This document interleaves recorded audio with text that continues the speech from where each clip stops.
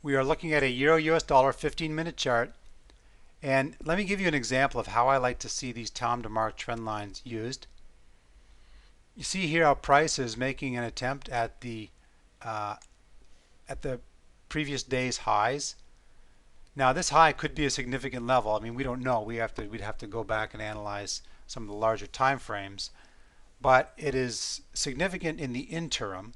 Whether or not it's significant in the long term, we don't know, but clearly this high is a very distinct level at which traders clearly established as a price point that they did not want to exceed at some stage based on their information of how they want to value the currency cross. We see a price rally from 2660 all the way up to 2780. We reached the previous day's high. After a move of that size, it's unlikely that it's going to exceed that high. And now what I want to do is I want to watch for breakdown. So what we'll do is we'll just spread this out a little bit more. We would take our trend line, draw it from the last swing low to the previous swing low, and extend it out forward.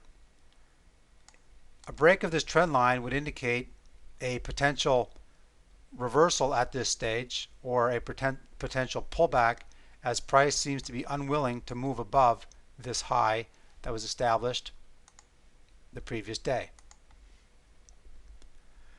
The challenge with this is that we have already moved 20 pips away from this high, so we are that much more vulnerable. Our stop has to go further away to move above the most recent highs, and our profit limit, the market has to move even further to get to our profit limit. As we move forward and price establishes a new low,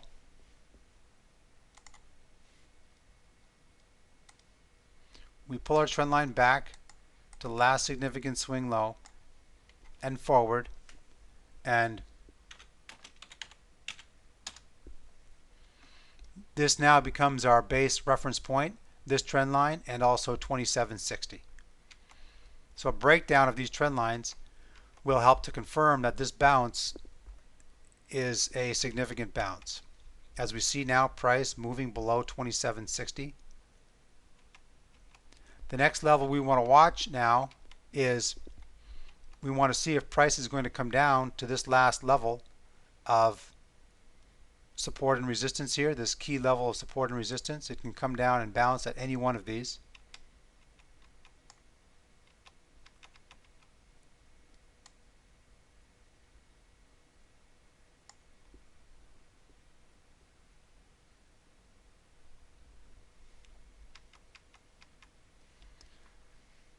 Interestingly enough, price has rallied to this level of support and bounced.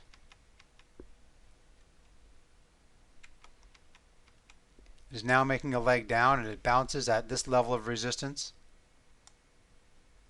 But really our key level, I believe, to be right in this area right here at 2700, the figure, these highs and lows.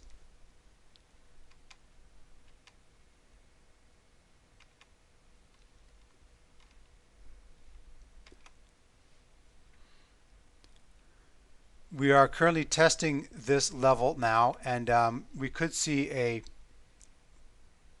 another bounce here. And this is once again an area where we will bring our Tom DeMark trend lines into effect. You see this price swing here. These are small price swings indicated on this 15-minute chart, and so we will take our trend line and move it back here. And again, I will only start to employ the use of my Tom DeMark trend lines once I believe or I suspect that price is bouncing at a significant level, which here is 2700, the figure, a key level of support and resistance, and we could see another leg up. This might be a support resistance, a Fibonacci, a pivot point, a trend line on a larger time frame. So if we think that a bounce is going to occur here, we employ our Tom DeMark trend lines and begin to look for breakdown in price. Still respecting price. It's struggling to get through as it's battling to get through this level of support and resistance as well. And if it moves through this level of support and resistance in this Tom DeMar trend line, then we could see a nice leg up. And here we go. Price is moving up.